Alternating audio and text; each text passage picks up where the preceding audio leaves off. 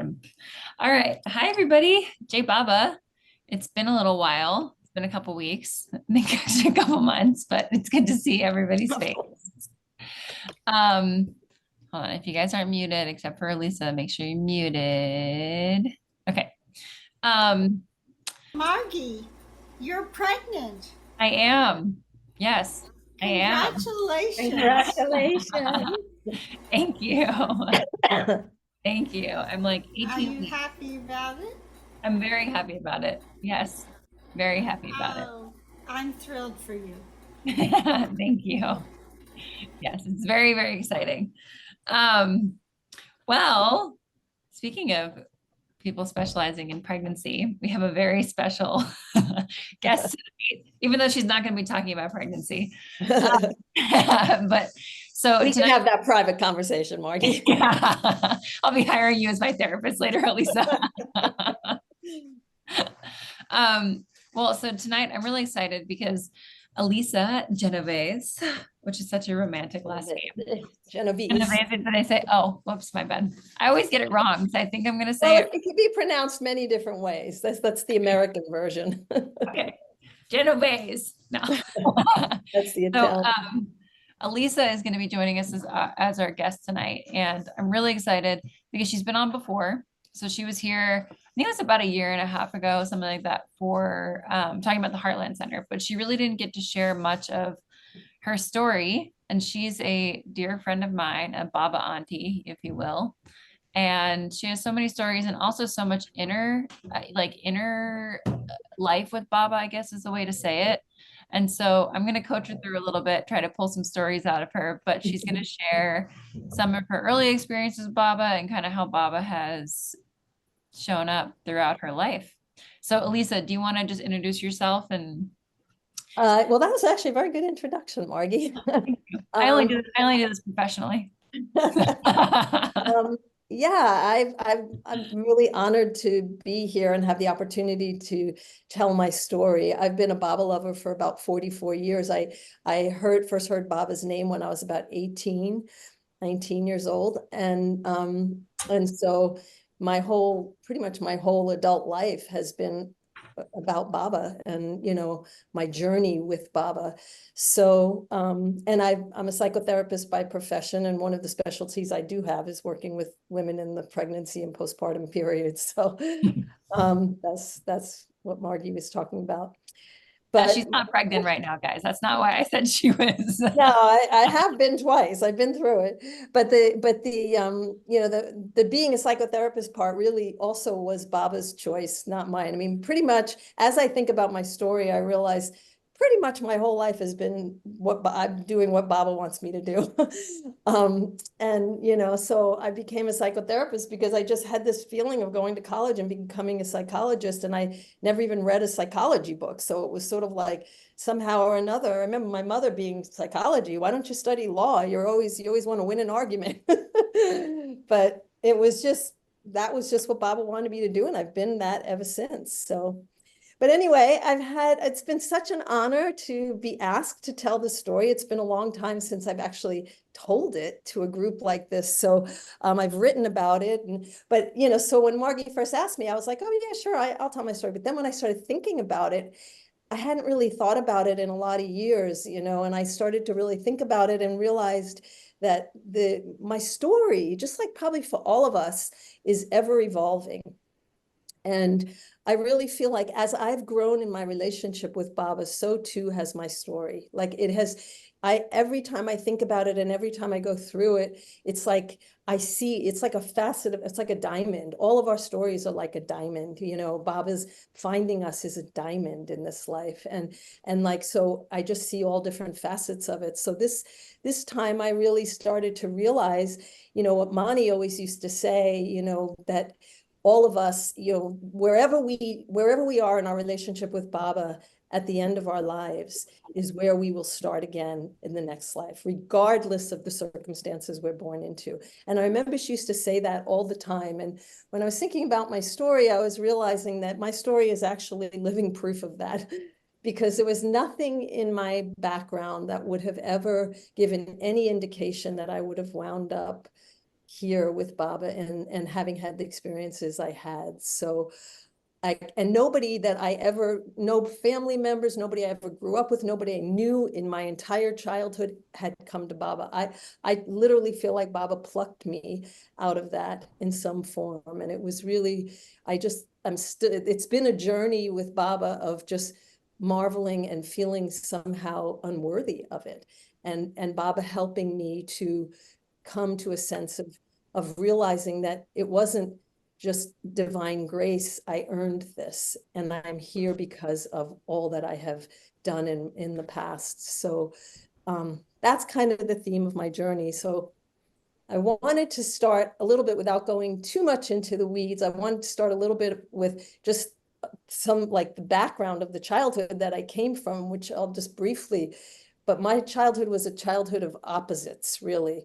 On one side, my mother's family were Italian immigrants, and they were very Roman Catholic and very, very spiritual people. And my grandmother actually was, I would say she was even very mystical in her own way. Her relationship with Christ was really the beginning of an inspiration for me, because she was a true devotee. And she had experiences and dreams and visions of Christ. And she used to tell stories that were like, I was just enraptured with hearing about Christ. And so that was happening on one side. Then my father's side of the family were mafia people. I mean, and these people lived on the same block. My parents met each other because they grew up on the same block. So one side of the block was mafia people, and my grandmother seriously was like a serious mafia wife with the platinum due and everything, the whole bit. My grandfather was a hitman for the Giganti family. So this play of opposites was kind of a theme. And when my parents got divorced when I was 6, we had to spend a week with my father, who moved in with his parents after my parents got divorced, every summer. And I would spend a week there. And it was terrifying. I mean, I have memories of seeing my grandfather in the other room, like getting ready to go out for the night and putting a gun in his, one of those chest holsters, and, putting on his jacket and his fedora. And he was a very intimidating looking man. And I didn't understand any of this, but I was scared to be there, really. And then on the other end, my grandparents were down the corner, and I couldn't see them because they didn't like each other. So this went on in my childhood. And my parents, when my mother divorced my father, she got excommunicated from the church. I mean, that was in those days, she wasn't allowed to go to church because women who were divorced were not allowed. So, I was like absorbing all this. And we went to catechism and communion and all of that stuff. But by the time I got to high school, none of this started making sense to me. It was like, what is going on here? Like I had this feeling of Christ in my heart, but it just, the whole shtick didn't make any sense to me. So by the time I got to high school, I had pretty much declared myself an agnostic. I was just like, I don't even know if there is God. I don't really believe in God anymore. So, okay, so that's the way I set off for college. I was not a seeker. I was not seeking anything. I was just pretty messed up coming out of my childhood, because my mother also married an alcoholic after my father, and he really messed up our family. So I was pretty confused by the time I went to college. And my first college stop was Arizona State University, and Margi knows, yay, ASU. And so I spent 2 years there. And then the second year I lived there, I had a job that was working across the river, the river that runs between Tempe and, I forgot what's on the other side, Mesa or something. Yeah. Scottsdale, yeah. Scottsdale. So I had to go drive across the river. So this is where now Bob starts, like the clap starts happening. Like he's saying, okay, now's the time. So I would be driving to work across the river. And when the rains would come in Arizona, so I forgot how many bridges. There was like 3 bridges that went across this river, and 2 of them would get washed out, and you'd have 1 bridge left. And so it was like massive traffic trying to get over this bridge. So one day I'm driving across this bridge being like, I can't stand driving in this traffic anymore. And I'm just spacing out, inching my way across the bridge. And suddenly, again, I had no background. I never heard of anything like gurus or spiritual stuff. None of that. I had no background to it. And suddenly it was as if like everything started to shimmer. And it was like this energy just came down over me. And I started to look at everything around me as though it was a movie. And I remember having that exact feeling like, wow, this is a movie. And this is a movie set. And all of the houses and everything all looked like backdrops, like stage sets. And I had this incredible feeling of like, where's everybody going? Like, we're all going to die. Why are we taking this so seriously? And it was just like that was it. And suddenly it just dissipated, and I'm just driving, and like I didn't know how to make sense of that at the time, but I knew something had just happened to me, and I didn't really know what it was, but it was like Baba just lifted the veil just for a second, and then it came back down. And then about maybe 2 weeks later, the job that I worked at was in this gift shop called Earth Fair or something. I forgot what the name, but I was like a salesperson in this gift shop. And there was this man who used to come in, and he used to, talk to me a little bit, but like about 2 weeks or so, very short period after that experience, he asked me out, this guy, and his name was Steve Smith. And I liked him enough that I went out with him. And turns out this guy was a zealot for Christ. I mean, he was just like on fire about Jesus and Christ, but he wasn't like a born again Christian or anything. He was really like a mystic. And he said to me, I totally know that Christ is going to come again. And he said, I feel it. I know it's happening. And he said, and there's going to be very few people who will know about it. And you're going to be one of them. Mm-hmm. And he said that to me. And I remember being like so taken with his love for Christ that it kind of awakened the feeling of my grandmother, that I held that, and shortly thereafter we dated for a while. And then shortly thereafter I transferred from Arizona State University to Santa Barbara, UCSB. And as after I left, he and I parted because he was in Arizona. And I remember when I got to the apartment I was going to move into, I drove up with all my stuff in my car, and I was moving into the apartment, and on the second balcony above, just where I was when I pulled in, this guy was looking over, and he said, "Hi, do you need any help?" And that man was Elias Hanna, who was my Baba contact. So you can see how Baba was sort of pushing me like to sort of closer to him. So Elias was friends with this guy, Jerry, who lived in the apartment that I was moving into. That's why he was there that day. So he helped me move in, and I just really liked him. He was a really nice man. He didn't say anything about Baba at that point. And then I became friendly with Jerry, he was friends with. As a matter of fact, I had a crush on Jerry. So I spent a lot of time at Jerry's house. And one day I was there, and I see this picture. It was like it was a Baba picture, but it wasn't a Baba card. It was a little Baba picture that he had put above his door jamb, like just, sitting up on top of the door jamb. Yeah, man, we were hanging out. I was probably smoking pot. I don't know what we were doing. But all of a sudden, I remember like this picture in my mind's eye was suddenly like this gigantic Dayglow poster. And I was like, who's that? And Jerry says, oh, that? I don't know. He said, Elias gave it to me, takes it down. He says, Elias gave it to me. He said it was his father. I said, well, really? Now, Elias was a Palestinian man. And in all honesty, the picture, he could have been Baba could have been his father. There was a similarity in how they looked. So I said, do you mind if I take this picture? He said, no, you can have it. And so the next day, of course, I went straight to Elias, and I said, we were sitting in his van, I remember, and I said, who's this? I said, is this your father? Jerry told me this was your father. And Elias just kind of smiled, and he said, He said, well, yeah, he is my father. And then he took out, just happened to have handy, the Beloved book, and he gave it to me. And I'm looking at this book as he starts telling me who Baba is. So I'm like looking, turning the pages and seeing all these different beautiful images of Baba. And he starts to tell me that Baba, said he was God in human form and he was the avatar. And then I remember him saying he was Christ, he was Buddha.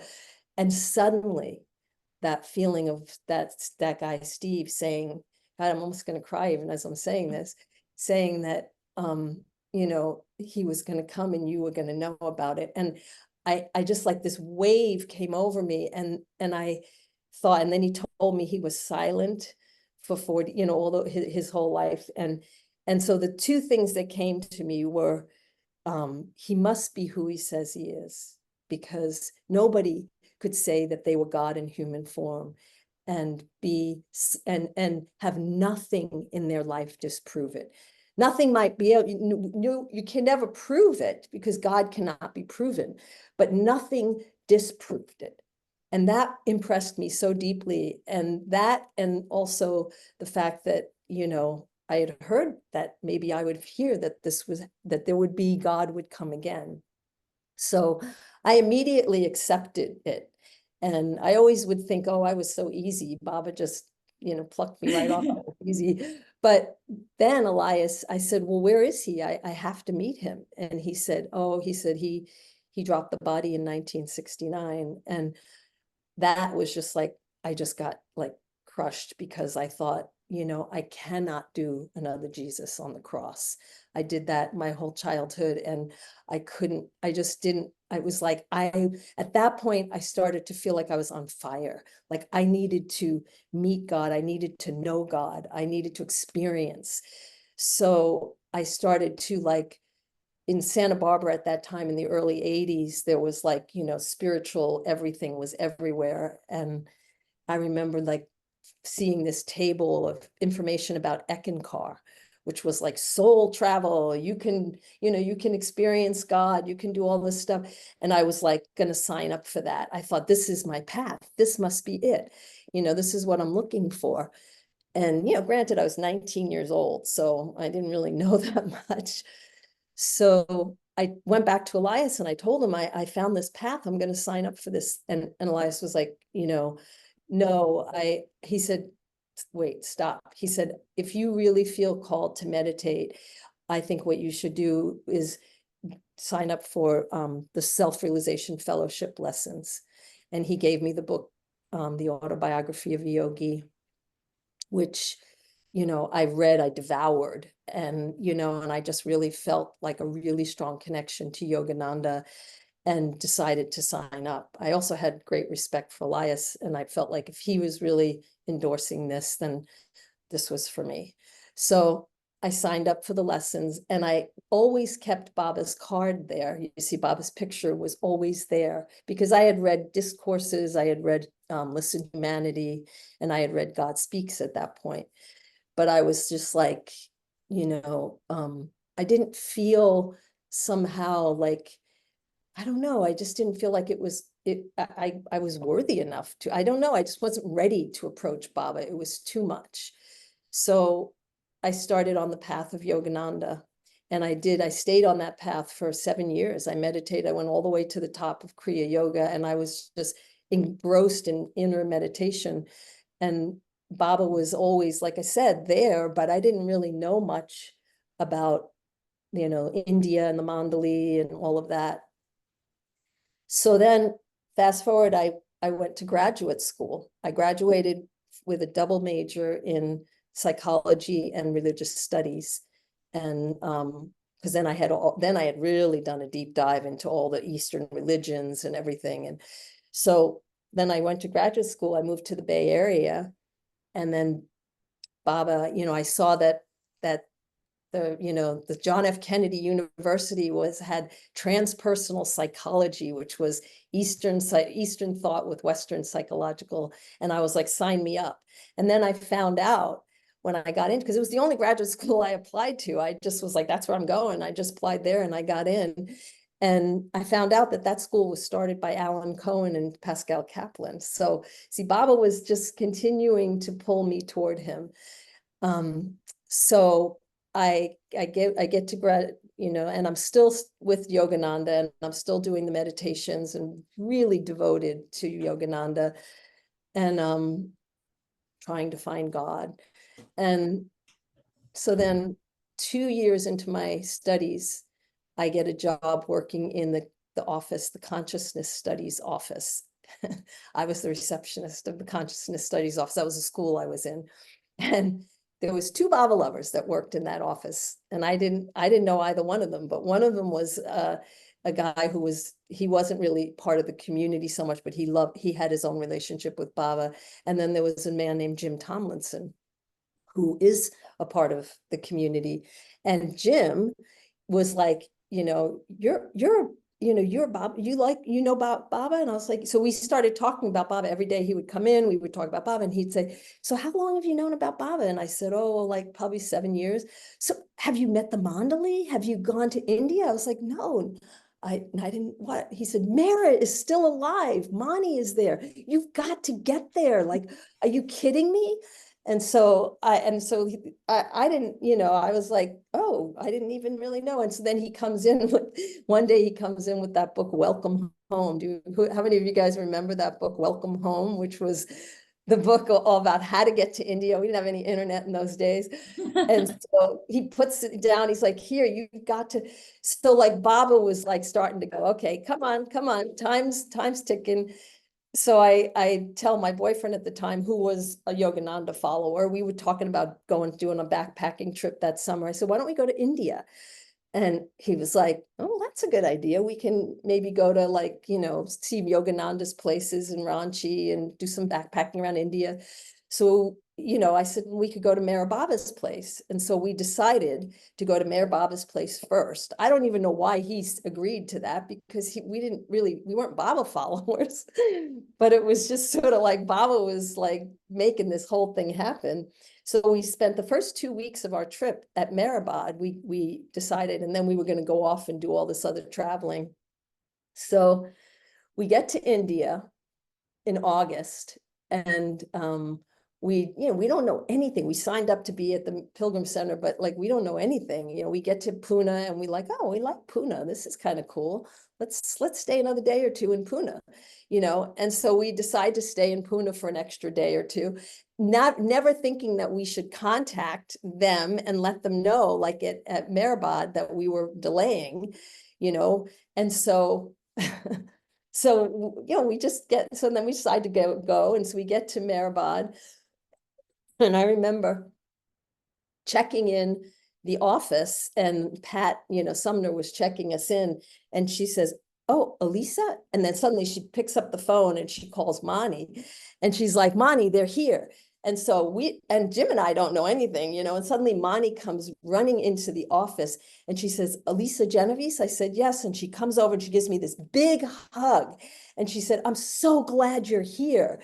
And I was just like, I didn't know anything. And I thought, oh my God, wow, and Pat said, this is Mani, this is Meher Baba's sister. And I thought, like, it was like, I felt like she knew me and I knew her. And it was just like, I thought, oh my God, this is amazing. I feel like I'm home, and then later I found out that, she was so like, I wouldn't say she was upset, but she was really disturbed that, they didn't know where we were, and they got really scared, and they thought something could happen to us, and she was really clear that you have to tell us when you're, so I felt sort of ashamed of it, but at the time I thought, oh my God, like this is, and so then I met Erich, and that was it.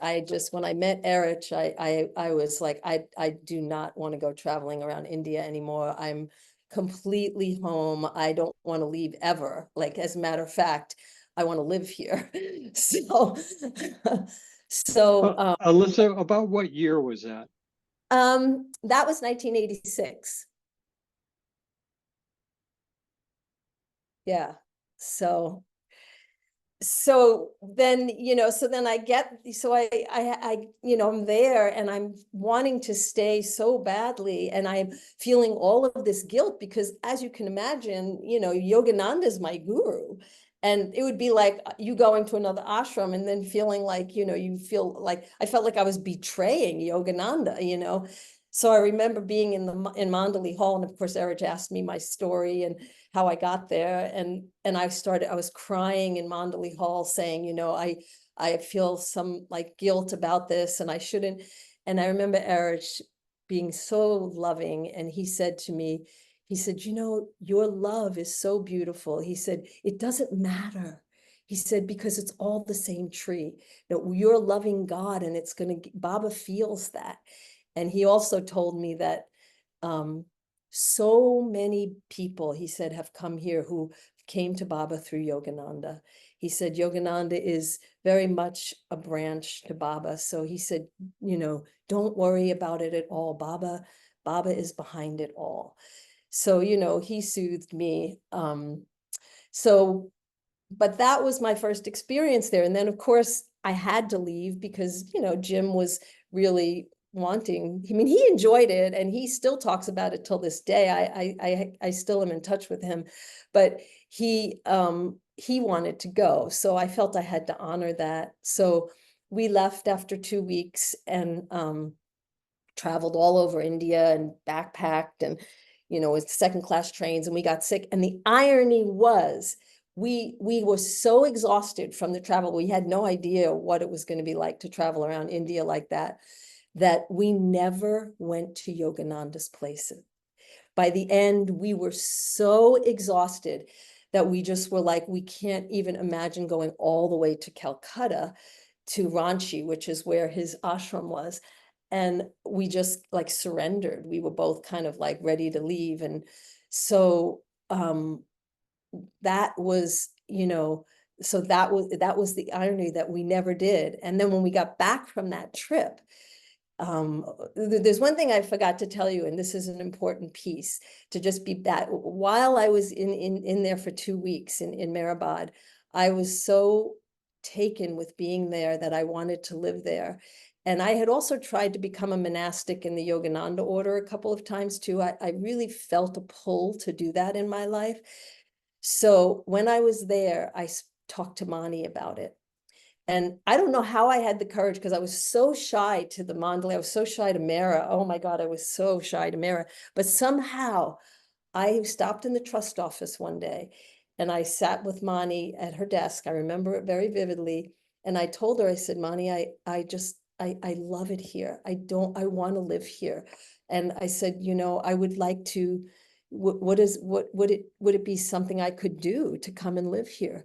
And she, Mani said, she's looked at me. So she said, well, aren't you in school still? And I said, yeah, I said, I'm finishing up graduate school. And she said, Baba always would want you to finish your schooling first. And she said, so what I'm going to tell you to do, she said, I'm not saying no to you. She said, but what I'm going to tell you to do is to go back to America and finish your schooling. Then when you finish and you get your degree, because Baba may use that degree, she said, you need to get that degree. So she said, after you get your degree, then you see what happens. You come back here at that point and then we can talk about it then. So that was enough for me. I was soothed by that and that made sense to me. So fast forward, we don't go to see Yogananda's places. We come home from India and Jim and I kind of part. He goes back to Santa Barbara. I go to the Bay Area, part on very friendly grounds, but it was our relationship, just Baba finished it. And about 6 weeks after I got back from that trip, 2 things happened. The first was I met Robert Dreyfus. And the second was I had an incredible dream about Yogananda in which he told me that he to go to Meher Baba with his blessing. So that dream was a very profound dream for me because I felt like it was time. Baba said, okay, now it's time to come back to me. You did all the things I wanted you to do. Now it's time to come back. Come in, Robert Dreyfus comes into the picture.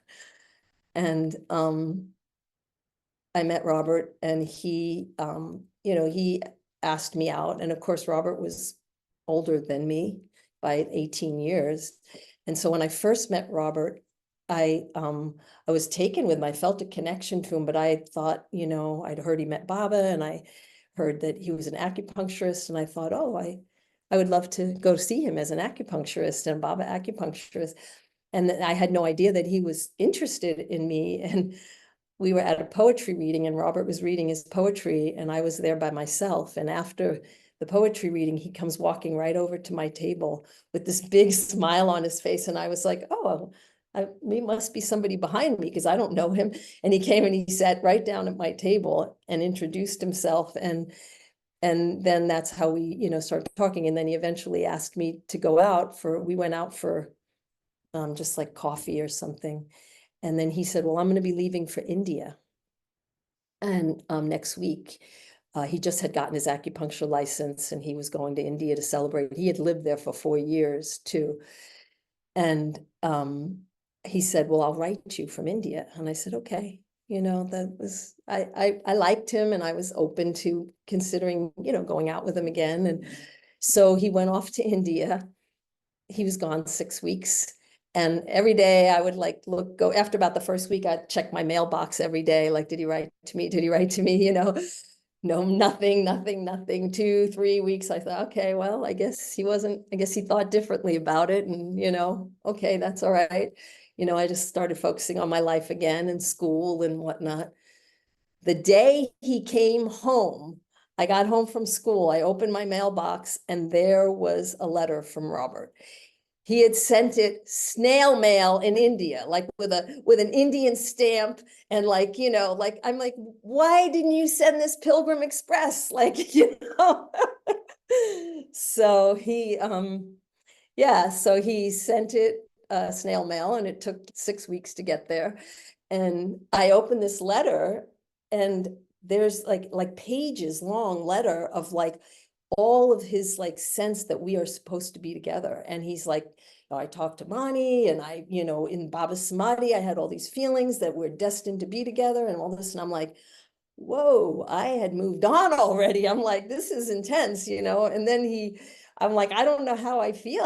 We just met, but I had this feeling at that moment that this was a Baba arranged marriage, that there was no way I was going to be saying no to this.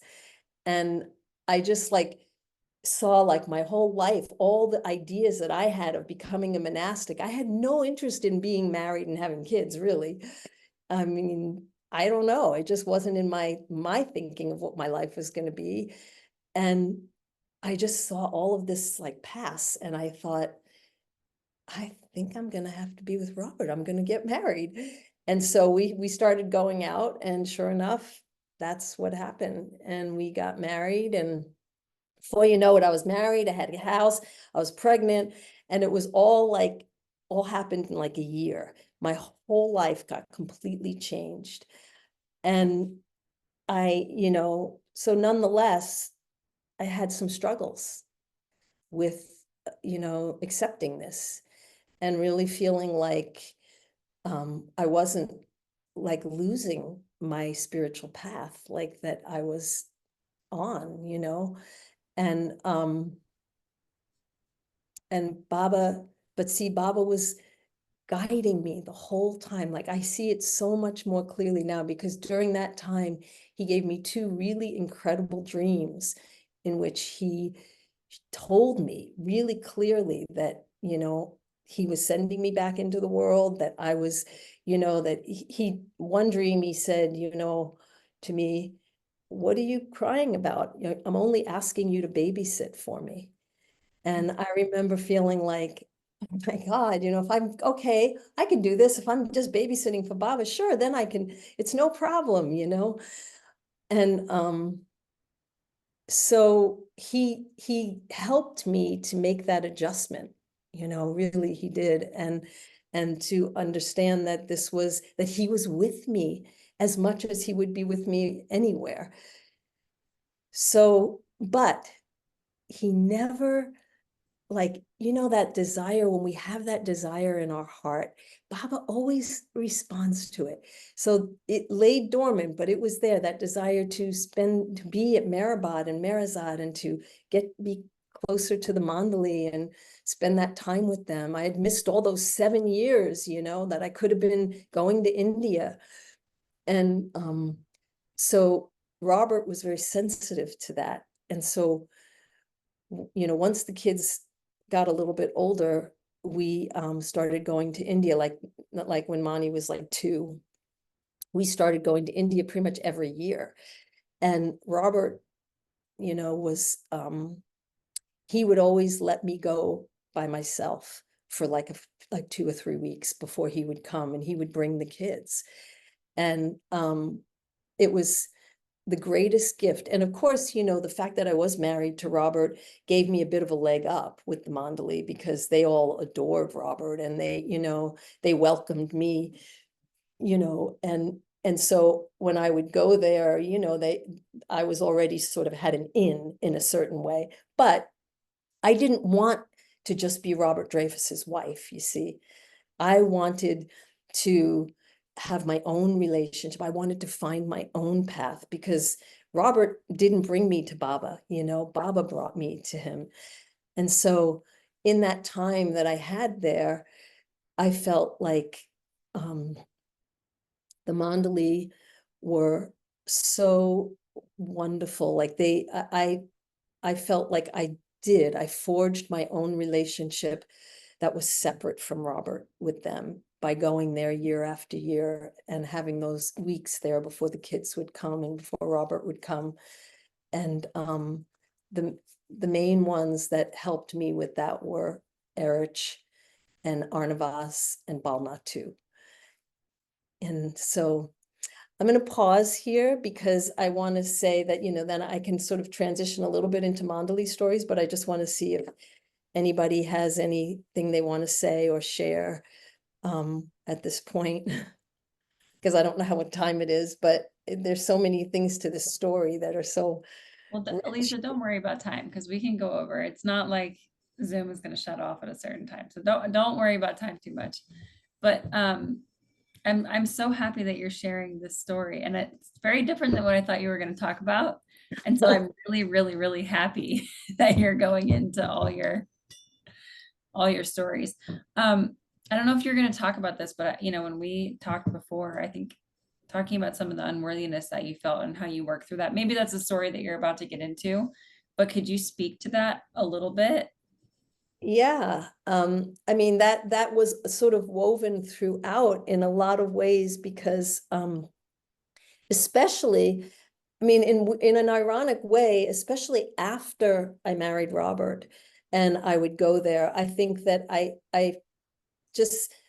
don't know. I think the whole idea that I was marrying this man who met God in human form, like it just, like the whole thing was so mind blowing to me. Like, who am I? Why do I'm so unworthy of all of this? Like, how did I get here?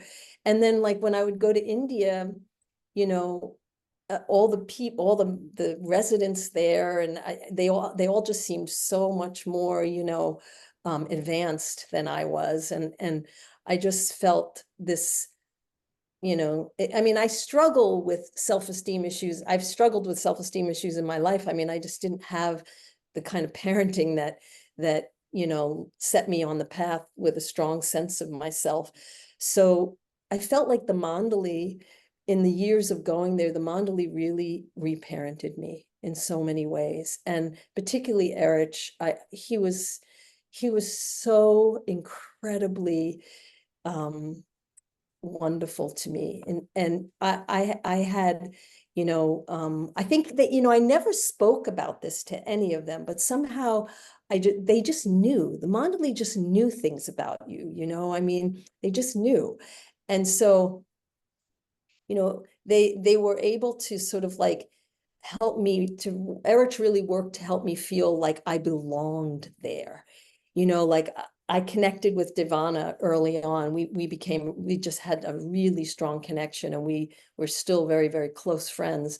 And Erich just, sailed on that. Like, he would invite me to come to the trust office when they were working there. And, and he would, I would say, I shouldn't, no, you come, you want to be with Devana. You're just, all you want to do is be with Devana. He would tease me mercilessly about Devana, and he'd say, oh, Devana puts your arrival on the calendar, and so he would encourage me to be there, even though people would come in and be judgmental, like I remember sometimes Gary Kleiner would be there, come in for tea, and he'd be like, what are you doing here? And but like, you're disturbing him, but Erich he would call me the distractor.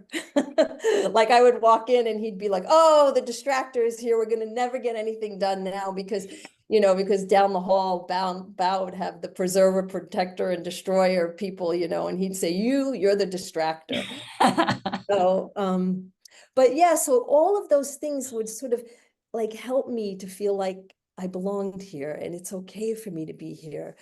But at Marizad, there was that real, protection. I mean, Shelley was like a gatekeeper for the protection of the Mandali, and it was always really hard for me to feel like I could stay. Like Robert would go, and of course he would stay after the bus would leave because he would be treating all the Mandali, and it would be like I had to go back on the bus, but Erich would say, aren't you staying? Why don't you stay? And I'd be like, I can't stay, I'm not, Shelley's going to get upset when she said I can't stay. And, and this went on where there would be this kind of struggle. He'd say, you can stay, go visit Manu. And then one time, Bal Natu, this is where Bal Natu comes in. Bal Natu picks up on this and he says to me, Lisa, he said, do you have any computer skills? I said, yes, I do, Bal. He said, I need some help with printing out some of my things. And I also need some help with editing some of the stuff I'm writing. Would you help me? So Bal Natu gives me a job and he then so I, for years, worked with Bal Natu. I would stay after the bus and have a job with Bal Natu. And so little by little, Baba was like breaking down the parts of me that felt like I don't belong here. I'm like some sort of alien. And another thing I guess I can share, this is a little more personal, but it is every year when I would go, I would sit, I was a samadhi sitter. I would go and sit for, a couple of hours in the samadhi, and I would always go every year and sit in the samadhi. And those days, not a lot of people would go. So it was very quiet a lot during the day. And I would sit with Baba and I would just hear Baba say, do you believe I love you? Do you believe I love you? And it would just be like, no, I don't. I can't. I just can't feel it. And this went on for years.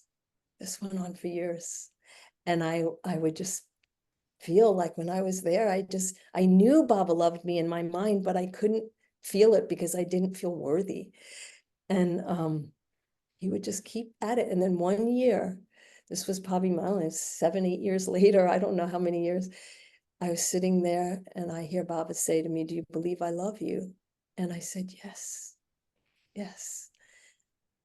And it was like this incredible feeling of joy that came over me because I literally could feel it.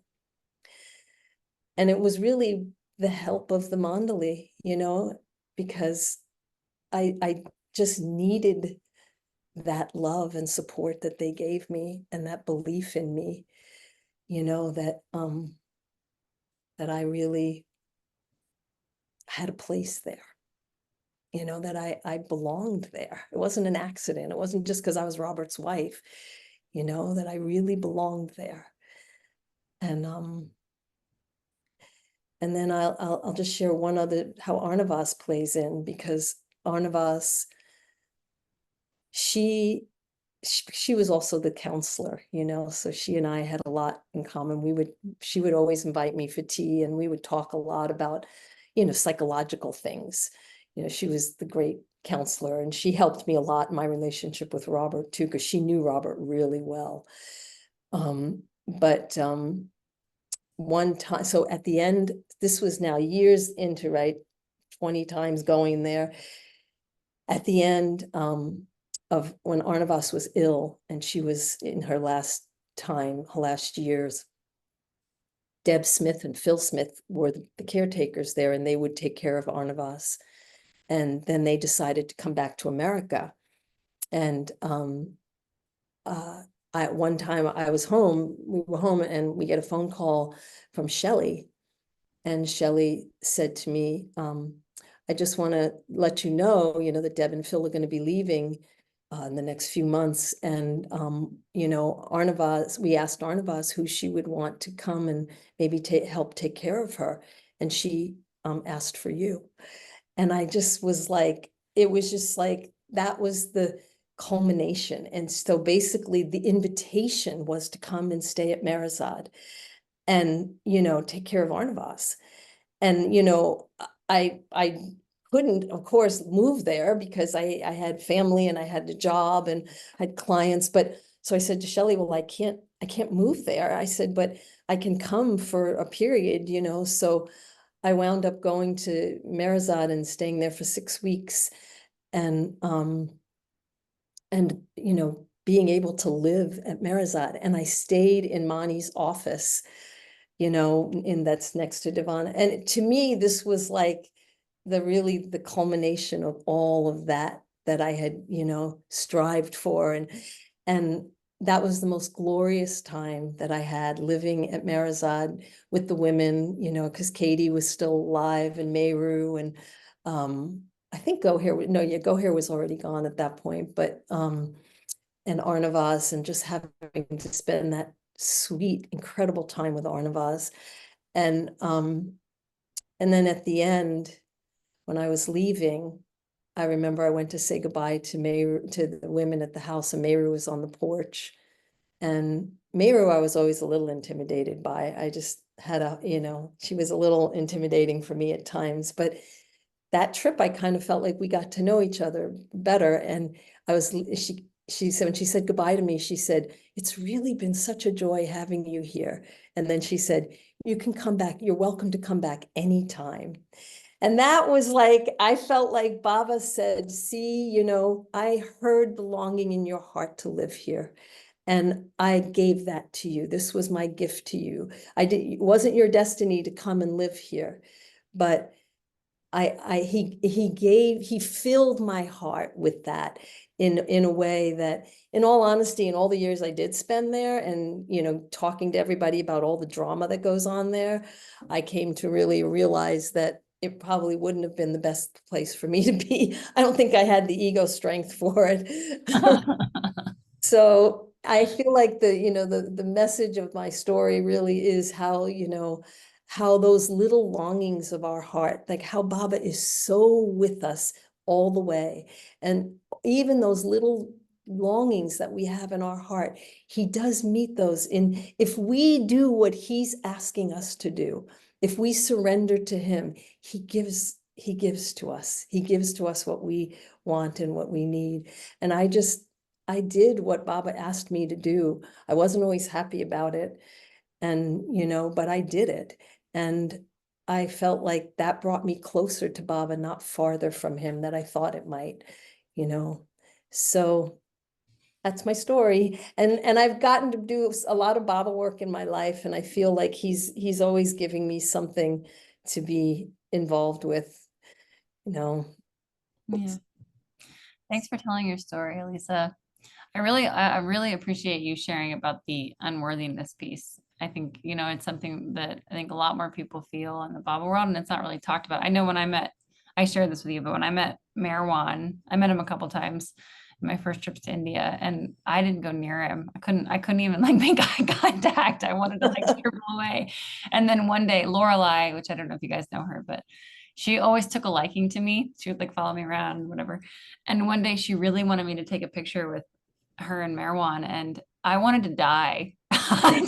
It was the worst thing that could have happened. And I remember she was on Marwan's left and I was on Marwan's right, and he puts his arm around me, and I just coiled away. I couldn't handle the love. And then as soon as the picture was over, I ran away because I couldn't, and I regret that so much. But it's nice to hear that it's not unusual. It's not like you're broken. I've regretted it so many times. Like, what's wrong with you? You met the Mandali, like. I know. Well, it Yeah. was so intimidating. Like, I'll just tell you Mara, I didn't even talk about Mara because I could hardly even be around Mara. But the first time I was there, the first trip in 1986, I had heard that, Mara had tea with the women, but like, I didn't know, I didn't think I was being invited. Who am I? Like, why would I go? So I'm sitting in the hall with Erich, and all of a sudden Casey comes in and she taps me on the shoulder and she said, Mara's having tea with the women. And I'm like, oh, I didn't know I should come. And she was like, are you kidding? You're a woman. Get over there. And so like, I was late to Mara's tea, like, because I didn't think I should go. I didn't know that I would be invited, So that's kind of I regretted that, believe me. All right, let's go to Rich. One of the things, Alicia, that I think I came into, I'll just say your story, through Robert Dreyfus. And the main reason is because I always consider him one of the three of Rick Chapman, Al Conan, and Robert. And although I never really met him, I was on a group of people who went to the 94, I thought it was the opening of Mariposa, the center up there, Marana, when Bauji was going to speak. And I remember being in the parking lot when this Toyota 4x4 truck pulled up and a couple of kids got out with a woman and a guy, and he had a hat on and some like, pants on. I thought, I know that's got to be Robert Dreyfus. So I never really met him. That was it. That was close. But after he died, I bought the books, and the one that really touched me was his poetry book about dying. To me, it's just about dying. It's about Rich Sonata.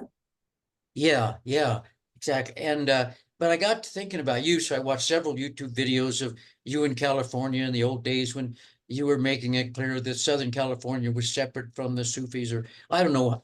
There was a big deal about Ursula and Ed Van Bersing. So I watched all this stuff. So I thought, resonating bell of warning. yeah, that's I could talk about that. That's a whole nother Baba chapter. Different world. But that brought me around to you, and I just finished your story in volume 3 of 101 Tales of Finding Love with Shepherd and all that. So I read all of what you just said almost, and I was waiting for you to miss beat so I could interrupt. But I had to get it all out because I've been thinking about it. But what I've always been curious about is, how did it go with you, let's say, separating from Robert? I mean, that's just like it's your personal stories, but I know he ended up in Bridgeton or something near Weaverville. Yeah, no, he was in Black Mountain. He died in Black Mountain. Yeah. Yeah. That's a very deep story. And that was I don't think I could go into that right now, but yeah, I mean, suffice to say, I waited for Baba to give me the okay. And I did get it in a very, very clear way when I was in India. But the truth of the matter was, I was with Robert till the end, and we didn't live together anymore, but I was his healthcare power of attorney. I was with him. I was through the entire experience. Baba just allowed us not to live together. And that allowing us not to live together was really a blessing for us both, because that was the problem. Robert couldn't really be in his vulnerability of what was going on for him. I think it enabled him to write the Blue Ridge Sonatas. I don't think he could have done that if he was living with me, because he was too defended around, he didn't need anything and he was an island and not affecting anybody. And he was able to drop into that, and I was able to support him because I didn't have to live with that, because it was impacting me, and he wouldn't let me help him. And so it was really a great gift that we could part in that way. But those last 2 years of his life were very, very rough. That's all I'll say. Yeah. Was he living in Winnie Barrett's basement for a while? No. Oh, he wasn't. No. He got a place out in Black Mountain. He had is, yeah. But Winnie was very involved with helping him. She helped him finish his book. She did a lot for him. She was really wonderful. Thank you very much. Sure. Yeah, thanks, Lisa. So Alisa, I want to ask you, having all these years with Baba, I mean, I feel like 1 month with Baba, you're like going through a transformation. And so having all these years with Baba, how much has your relationship changed? And then how much is it the same as when, you fell in love with basically a picture of Baba, right? Or had the rainstorm happen? Yeah, when his jumped out at me from like a door jam above, it was like, "Wah!"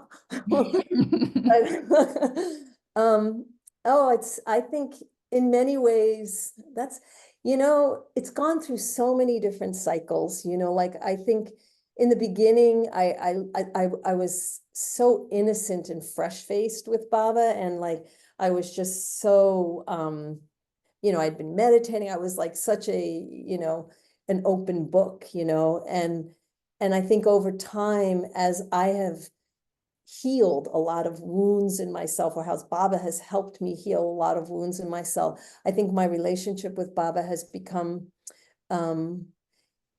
like less separation, I would say. Like I don't feel as much like that devotional thing that I had as much in the beginning. Now it just feels like Baba is in me. It's like it's just this, it's not as yeah, and you know what, even as I'm saying that, I feel like that has been my journey with Baba. I think I had spent so much time, like I wanted to be a monastic. I tried so hard to leave the world, and Baba was like, yeah, no, that's way too easy for you. You're going back into the world. You're going to get married and you're going to have 2 kids. And it's like, I was just like wanting to get away from the world. And I think that this life for me is really been about being in the world and knowing that I can still be, have Baba in me, like my intuition, my sense of myself grew stronger, So I guess I went from Pisces South Node to moving toward Virgo. I was going to ask you, are you North Node in Virgo? Yes. That's what mine is too. That makes a I lot of sense. know, we have the Just so same. you guys know, Alisa and I have like almost not identical. I mean, they're very, very similar charts. We have a lot of similarities, Yeah. Margaret. She reminds me of a younger version of myself. But also, if you look at Alisa and my life, they're like weirdly parallel. Like I'll tell her that I'm going through something. She's like, oh yeah, that's what I went through at exactly that age. Exactly. Just like right now what you're going through. Yeah. Okay, I'm gonna go to Diane, and then Alisa, I have another question for you. Okay. Diane, do I see you? Oh, there you are. I was like, where? I don't see Diane. Wait, can we take a second to just look at Diane's shirt? Yeah, let's see your shirt, Diane. Retired. Oh, yeah. She's got lots of time now. Jubilacion. Hi, Alisa. Hi, We first met in India, and yes, we did. Run and bumped into each other many a time. It's been quite lovely. It's amazing when you get on this, you're on the same rail. Yes, and I know your brother. Yes, a good brother. Anyway, so I have started having kind of a fascination with Baba families and kids that are raised in Baba families. Mm-hmm. So I don't want you to break any boundaries with your kids and tell their story, but maybe you could speak from the eye about you raised your kids in a Baba home, right? Yes, definitely. I'm fascinated what that meant, like how you presented who Baba was and then how they presented that or didn't present that to the people that came in and out of their lives. Well, Robert and I never assumed that they would be Baba lovers. We just both were very clear about that. We felt that our job was to bring his name to their ears, and it was Baba's job to bring it to their heart. But we also felt like our job was to bring them to the Samadhi. And when we got to the Samadhi the first time, with both, I have pictures of my kids, both with their stuffed animals going into the Samadhi. It's the cutest picture ever. But we both looked at each other and we said, our job is done. You know, we did what we felt we had to do, and the rest was in Baba's hands. And happily, both of my children became Baba lovers very much, you know, and you know, we didn't ever push that on them, but we took them to everything, and they both just really resonated. And my son, though, now, you know, he married somebody who's not a Baba lover, so he's gone a little bit more underground with Baba in a certain way. But now he has a son, so we'll see what happens, you know, as time goes on. But, you know, for a little while there, I thought maybe he's gonna move away from Baba, but he says you know, he hasn't. And so I don't know, we'll see how that plays out. But my daughter is a very strong Baba lover.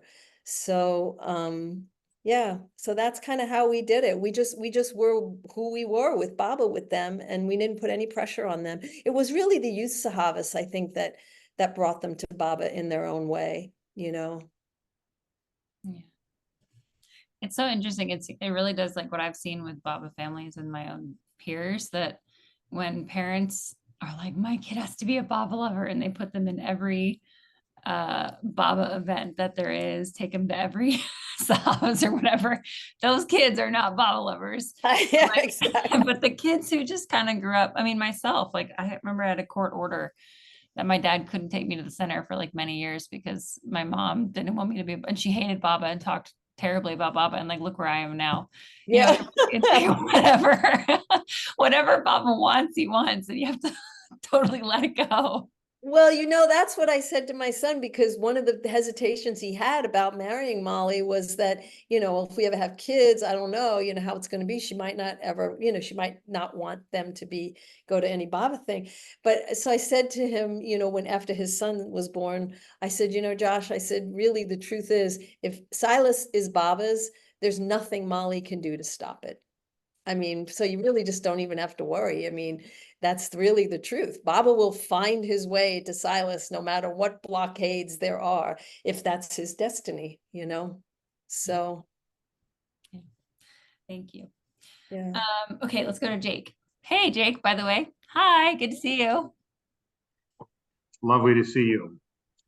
Thank you for your story, Lisa. That was beautiful.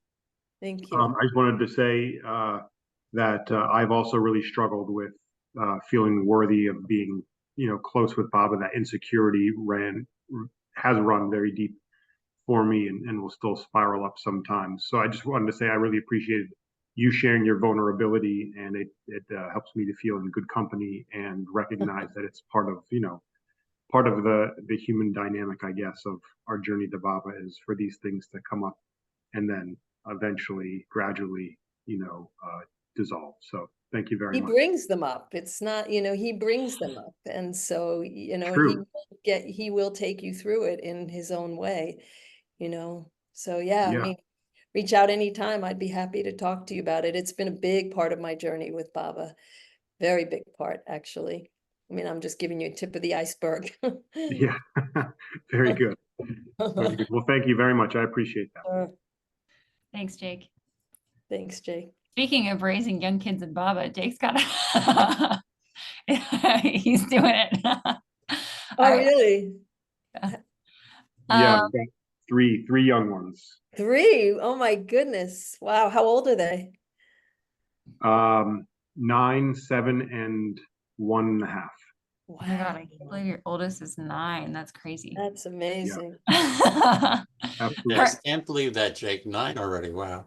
Yeah. Stand. Good to see you. Might even be taller than me. All right, let's go to Jeff. Well, I was just, you know, it's interesting because someone, you know, asked me to maybe have as a topic unworthiness, the feeling of unworthiness for this coming Sunday, you know, so you want to Pop bring back on. stories out. I You know, can't come. I don't feel worthy. Yeah, well, Diane. this is for, this particular one is for just for the people who feel unworthy. Who feel worthy enough to admit that they're unworthy. They're unworthy, yeah. Yeah. But you know, it's interesting. Darwin used to say, and it was a line that I thought to kind of strive for, high self-esteem without egoism. Mm, And that's kind of the Mandali. They had high self-esteem without egoism. yeah. That always kind of rang powerfully with me, rather than little old me and oh, I'm a lousy person, you know what I mean? Uh, yeah, there's something very clean and straightforward about that. Yeah, you have to be a warrior in Baba. That's the Yeah. thing, right? And usually unworthiness is, I find that is the mind's assessment of you. It's not the heart's assessment of you. The heart has compassion, the mind is always kind of critical. So it's usually the mind gets the upper hand and they're listening to that voice rather than the voice of the heart. Yeah. Voice But of the ego. Yeah. But go ahead. Yeah. Okay, Gail, before we pop over to you, there was a question in the chat. I just want to get that. Alisa, how do you receive guidance from Baba / how do you hear him? Well, that has changed a lot in time.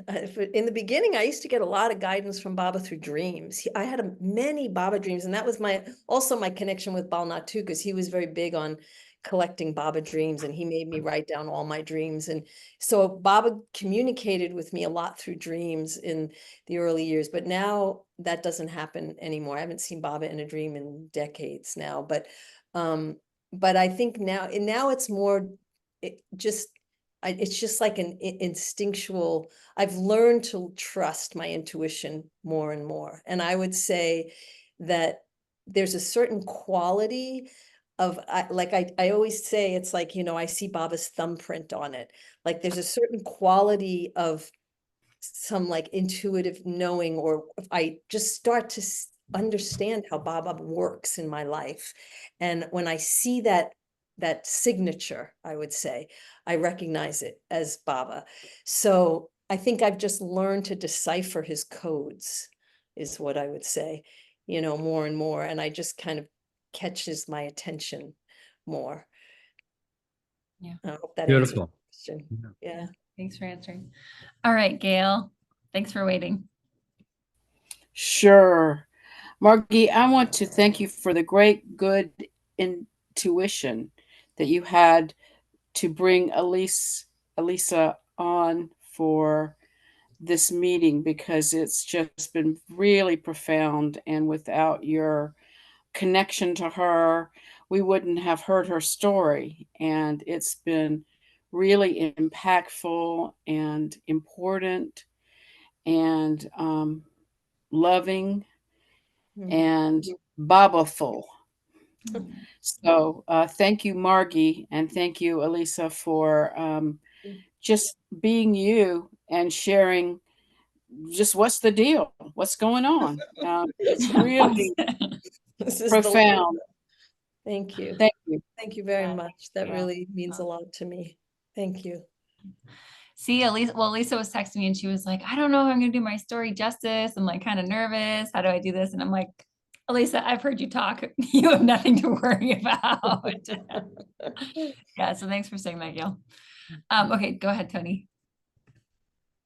Hi, I got in a bit late, but I was really happy from the moment I got here to hear your story. Let me get off this so I see the gallery. Alisa, I feel like I have known you forever and we've never met. It's true.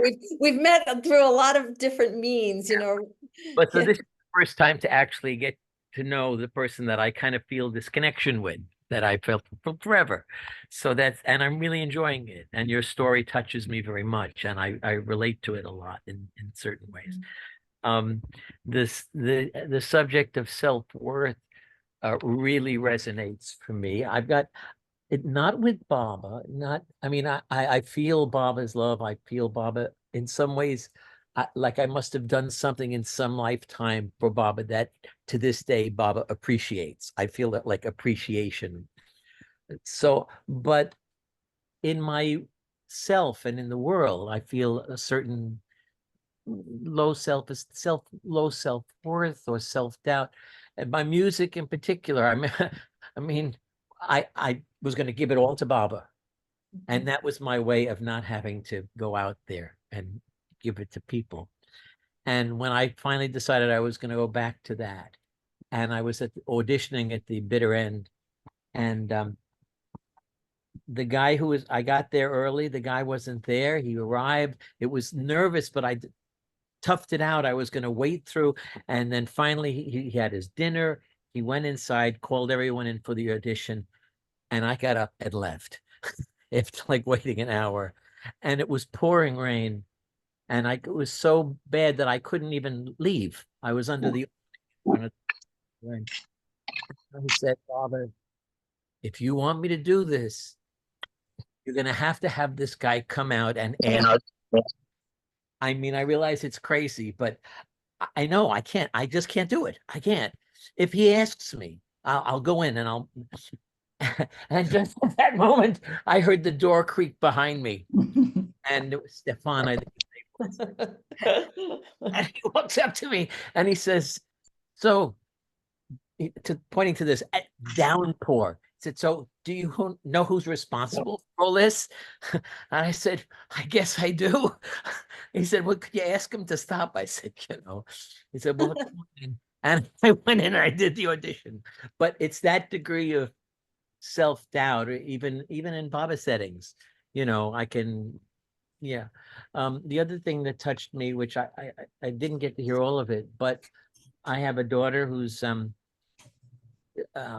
when we came, she was so tuned into Baba almost from the moment she was born. And we brought her to India, even when her mother and I was splitting up. We arranged for her to come when she was not quite 3. Mara had just passed. And it was astonishing. I mean, she talked about dreams Baba had given her. And we got to Pune. No one had talked to her about Baba's house. While we're in the first room, she runs around the corner into Baba's room, and I go in to see that she's bowing down at the stone. Wow. And when we went to the Samadhi, I was going to hold her hand and take her in. She said, "No, I'm going by myself." And she went and bowed down to Baba. And at one point, at the Pilgrim Center, she was in the women's bathroom, and I was in the dining hall. And I heard this blood-curdling scream, and she had gotten some bug spray in her eye. Dr. Ann came and everybody helped. But I was always concerned for her not to have shock or trauma in her psyche. So I'm just comforting her after she got the eyes flushed. And I'm, saying nice things. I'm going down the steps out to the beautiful atmosphere outside the Pilgrim Center. And I said, and she said to me, "I love you." I said, "Oh, sweetheart, I love you too." And she said, "I'm not talking to you. I'm talking to Baba." As an adult. And now it's just the opposite of if there's someone wanders, you don't know if they're Baba's, they're going to come to him. She was so with Baba in ways that, I mean, I'm left at another great story. Yeah, well, one other story. So I'm picking her up from the babysitter. And she's, because we had joint custody, a weekly basis. So, but even on on her mother's weeks, I would pick her. And she's in the back, and suddenly something snaps against the windshield, the counter in front. And I said, "Sarah, was that you? I'm driving." She said, "No." Okay. I trusted her that she was honest. She's an Aquarian, And it happened again. I said, "Clara, was that you?" It was like some rubber band or some thing that she'd been wearing. Happens a third time. I said, "Listen, Clara, if that was you, I want you to tell me it was you. I won't be upset. But if you did it, tell me that you did it. I'll forgive it. I will let it." And she goes, finally, she says, "I'm sorry, Daddy, I did it." And I went, "All right." I wasn't forgiving it, She said, "I'm sorry, Daddy. All right. I love you, Daddy." All right. I'm melting. She says, "Baba Baba loves, Daddy loves me. I said, yeah. She said, Baba loves me. I said, yeah. She says, Daddy shouts. I said, uh-huh. She said, Baba doesn't shout. He's silent. No, but even internally, Baba doesn't. So, and then she said, she's 3 years old. She says, it's not me. I mean, feel what she's saying. That I was shouting at her was not her issue. It was my anger, whatever it was. But now I don't know. Her relationship with Baba, if she has it, is so private, quiet, internal, and I kind of have a longing there. I know it's none of my business, and it's one of us once said that's between her and Baba. But I was very touched by those stories, but from the other side of it, Yeah. Yeah. Yeah. Thanks for sharing. Thank you, Tony. Okay, let's go to Marianne. Hi. Thank you so much for being here tonight. I'm in New York City, and I don't have exactly the words for it, but what I'm grateful so much for is your ability to express the blending of your head and your heart through your words that you choose. And so it has affected me very deeply with healthy tears in my eyes, good tears in my eyes, of knowing that you're being and sharing your story, which is just fascinating, everything you've shared, it reaches like what I call the rainbow bridge from you. And I don't know, where do you live? Where are you? I live in Asheville, North Carolina. Oh, you're in Asheville. So I it's was like a in rainbow California bridge. for Yeah, years. like going from your heart to my heart. It's very real. It's very real. Like there's no separation. And so I thank you for that. And I just have a question, not to divert or anything or to have a long answer. I was curious about you and your life because it affected me so much when Baba, I have the quote that the most direct connection to the divine is through nature and the arts. And that's such a huge spectrum. And I do things, I draw cartoons, I go hug the trees in Central Park, whatever, and anything to keep me in the moment. I mean, I meditate, and I sing songs and all, but is there something particularly that really pulls you to of your own individuality that you like to do and express in some way? That's a good, I mean, I think for me, being in nature also does that, but I think through communicating, I'm really a big communicator, and I really do find a lot of deep connection, like when I can communicate. That's why it's what you said really is very touching to me, because I do feel like that is a gift that Baba gave me, and I think that's why he directed me towards psychotherapy. And I find a lot of joy when I use that, like, when that kind of flow comes through me, I feel Baba. I do feel Baba. Yeah. Okay. Thank you so much for being Sure. here. Yeah. Well, I'll just say one thing. When I first became a psychotherapist, I was like, when I first started seeing clients in my own office, I remember I had another two chairs. I had one that I sat in and one empty, and then a couch. And I always, like, before I would let the client into my office, I'd be like, Baba, you get in that chair, because I don't know what to say, like I was really, and so whenever I would reach a point where I was stumped, I would sort of just glance at the chair and then just open my mouth, and I would like learn to sort of trust that Baba was coming through me. And then sometimes I would say things and I'd be, wow, that was really good, I got to remember that, and Yes.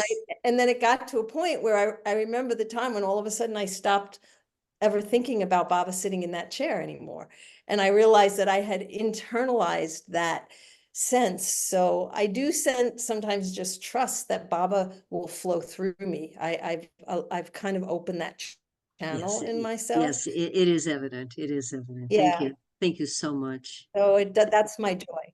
Yeah, that's my joy. Good question, Marianne. Thanks, Lisa. Yeah, that's a really good question. Thank you. All right, let's go to Jake.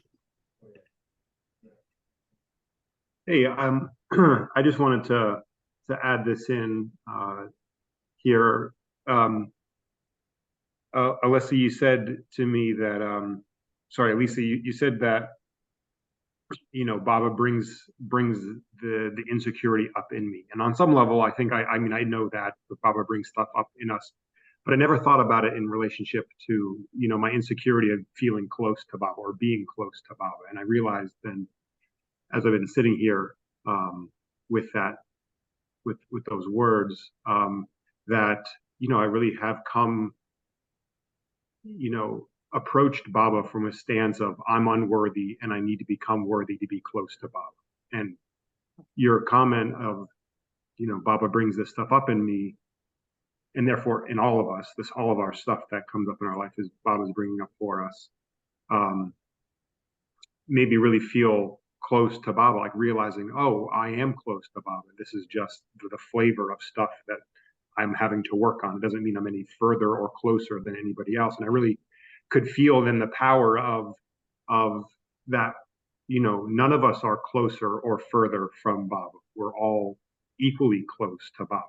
Baba is as close as you can ever get. You can't get any closer to Baba than you are right now. The only difference is either in the conscious experience of that closeness, or the soul's awakening to that closeness and things like that. But at the end of the day, you don't go anywhere in your journey to Baba. You stay put.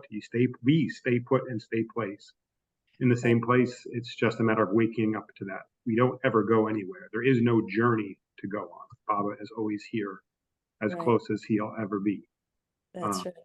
So I just wanted to share that and appreciate your role in kind of stirring that up.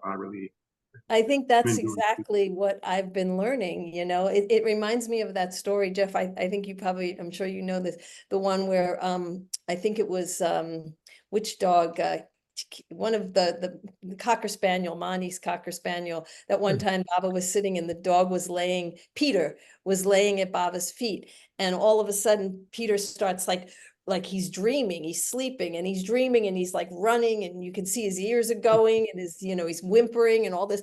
And Baba smiles and he says, see, he said, he thinks he's chasing rabbits and jumping over mountains and barking at different things, but the whole time he's laying here at my feet. And he said, and I remember that story because it always really, that's all of us, right? We're all just laying at his feet dreaming. And, and soon we wake up and then there we are. We've never left his feet, So that's kind of what it's like. And it doesn't matter, where we are in any of it. It's just like Baba, where we are in our relationship to Baba will continue regardless. That's what Mani used to say, regardless of the circumstances you're in, the psychological mishigash you're stuck in, whatever you got going on, you're there, Baba's there with you. It's just a matter of you turning and trusting him. He's always there. So that's what my journey has been, is just continuing to have faith that he is there, and I can let go of control. I mean, believe me, I want to make it very, very clear. I'm very much still on this journey. I'm nowhere. I just, I'm not beyond it all, but I feel like I have made progress with Baba's help, and the Mandali's help too, have really helped me a lot too. So, yeah, I'll just share really one quick story that just came to me while you were talking, Jay. Is I remember, this unworthiness was going on, like every year I'd be there and Baba would play it, like there was the stress of like the women and I wasn't supposed to, I wasn't allowed and all this. But one time I was there and it was after the bus, I was at Merazad, and a big Indian bus, a group of Indians came and they were taking a tour. And, we had all been sitting on the veranda, and then like everybody jumped up and was like going to guide the people into the back, to give them a tour of Baba's room. And, Casey, Devon, they all jumped up and they would go. And I remained sitting there because I just was like, and Eric comes out of his room and he sees me sitting there. And it's, I don't know if any of you have ever met Eric, he rarely got cross at you, but boy, when he got cross at you, it would be like, whoo, it happened a couple of times to me. And this was one of the times I'm sitting there and Eric comes out and he got very fiery with me. And he says, what are you doing sitting here? And I said, he's like, why are you not getting up and showing them around? You have been here so many times. You have a responsibility to be showing people around. And I just was like, but I just didn't know if I was allowed to go back there. I didn't want to upset anybody, the women arresting or whatever. But he just like turned on his heel and stomped into his room. And I was just like, and the feeling was, get over yourself.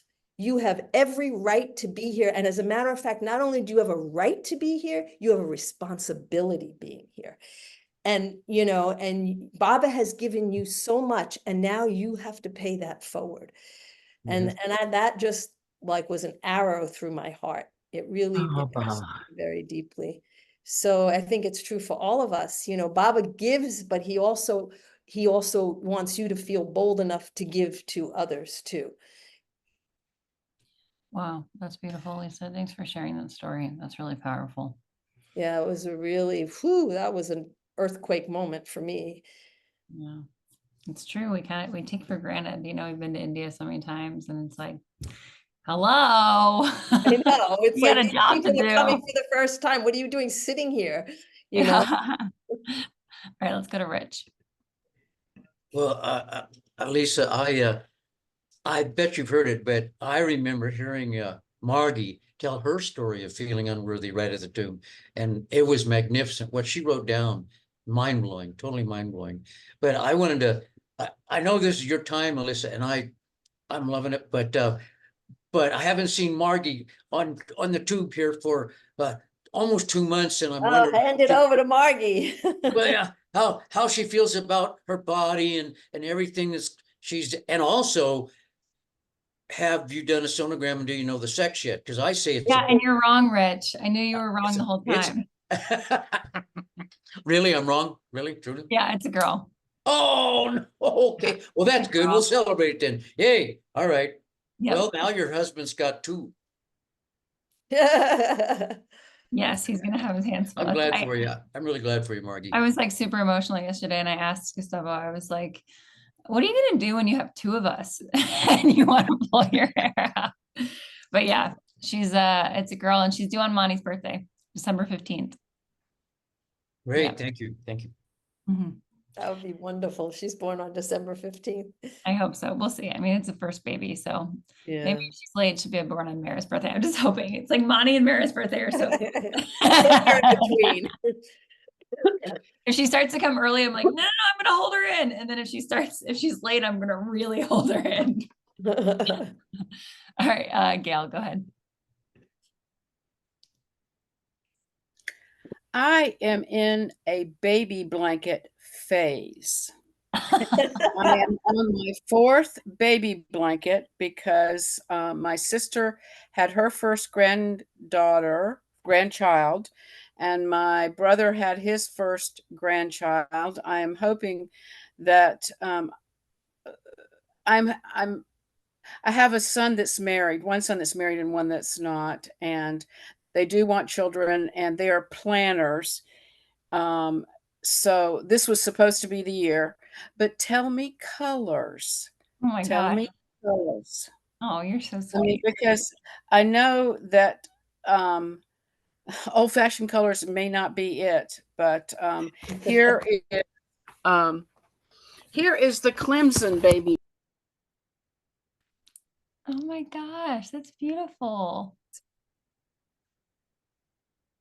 Orange, that's gorgeous. Will you come here for a second? They're talking about the baby. Will you come here? Yeah, we're from North Carolina, but for whatever reason, both of the families are Clemson fans, and that's not quite orange, but they say it's close enough. But you don't have to tell me today, but I'm gailknits@gmail.com, and I'll put it in the chat. And I'm not a 4-letter word. I'm Gayle. I know that. Don't worry.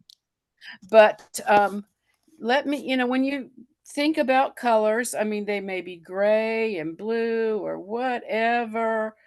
I would love to add this to my baby blanket phase. Oh, that's so sweet. I'm knitting. I'm a knitter. Thank you. Okay, I want you guys to meet Gustavo. This is Gustavo. Oh, wait, hold on. I have to turn my blur off. Okay. Here we go. father of the baby. Hi. How you doing, Hi, guys? father of the Your new baby. family, Gustavo. Hi. Hi there. Nice to meet you guys. Congratulations, Gail, Thank you Daddy. so much. She just offered to make us a little baby blanket. This lady did. Oh, Yeah. oh, thank you. I appreciate it. How you I guys just- doing? Good, good. Okay, you're good. Get out of here. Buenas noches. Gail, that's so sweet of you. And then also, it's so funny. People have been gifting me things, and the things that everybody has given me is a baby blanket. I am so. Wow. I have Vanessa. I just sobbed and sobbed and sobbed when she gave it to me.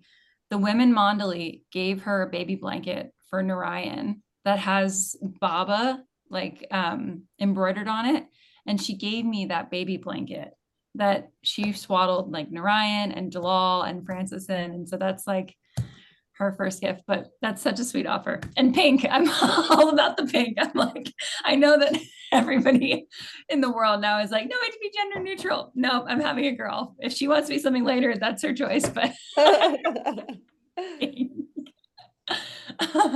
We love pink. yeah.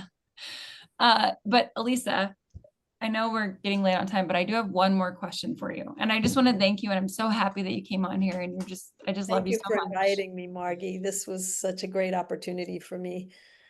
And you guys, so Elisa's also been on the podcast, and like she's done a lot of other stuff. She's got her hands in many Baba pots. So this is just like one facet of Alisa. But Alisa, I want to ask you, because I feel like so much of what I've felt a connection to you in is your youthfulness and the desire that you have. So Alisa and I have done some work with Jeff in like intergenerational stuff and just kind of how to make that work in the Baba world. And although some people who are listening to this might not be able to receive this, but what would you say to a younger person going through their relationship with Baba? What would you kind of give as your, I don't know, words of wisdom or advice or your intuitive understanding of the ups and downs of life? Oh, I think the first thing that popped into my head when you said that was just don't get ahead of yourself. You know, everything is in Baba's time.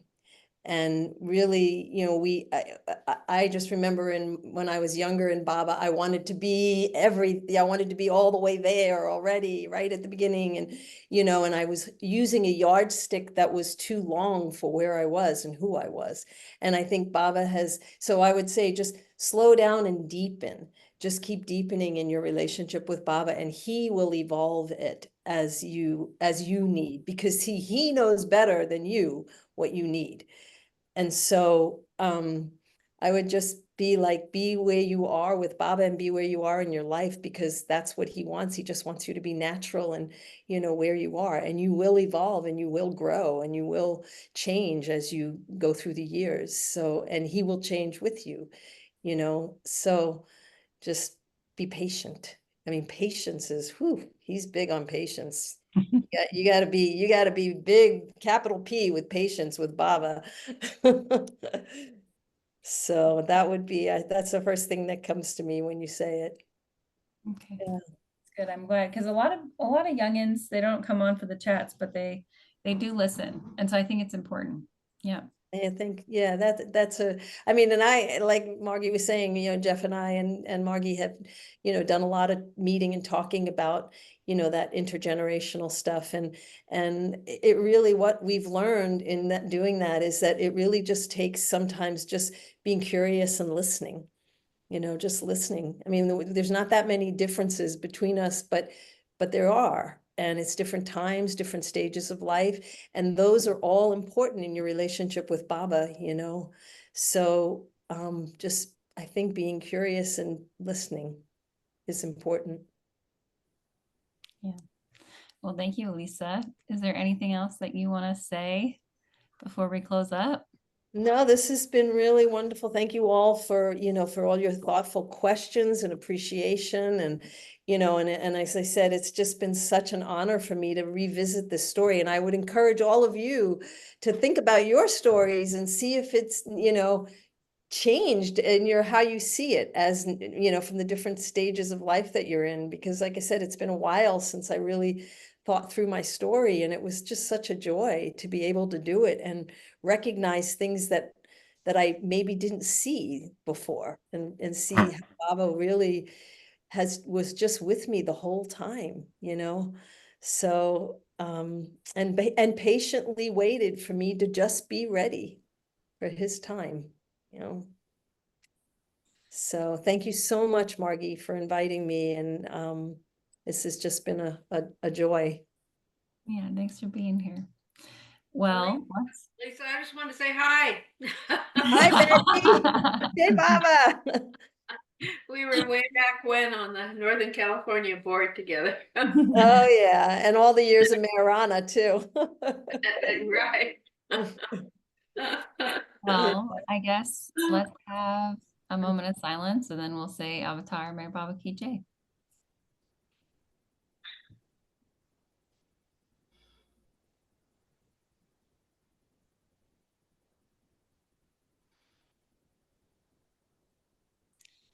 Avatar Meher Baba. Meher Baba Ki Jai. Avatar Avatar Meher Baba Ki Jai. Avatar Meher Baba Ki Jai. Hey, Baba.